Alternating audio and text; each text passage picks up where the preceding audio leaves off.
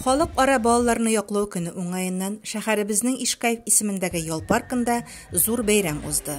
Азнакайларны бәйрәм белән район башлыгы Марсель Шайдуллин тәбрикләде. Балаларыбыз инде һәрвакыт безне шатландырсыннар. Без инде үзебезнең балаларыбыз белән һәрвакыт горурланып яшик. Алар инде бәхетле булсыннар. Балалар бәхетле булса, әти-әниләр дә бәхетле. Без барыбыз да шушы балалар дип яшибез. Гаиләләребез ныклы булсын. Әти-әниләр бер-берсен хөрмәт итсеннәр, балалар күбрәк тусын. Безнең гаиләләребездә шушы инде безнең бурычыбыз. Бәйрәм Ознакай сандугачы фестиваленең гала концерты белән башланып китте. Ознакай йолдызлары фестиваль конкурсына һәм балалар арасында узган башка бәйгеләргә дә йомгак ясалып җиңүчеләр бүләкләнде. Шулай ук бу көнне балалар өчен кызыклы уеннар, бәйгеләр, мастер-класслар оештырылды, бушлай аттракционнар эшләде.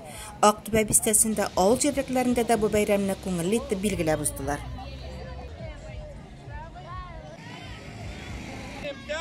Таня!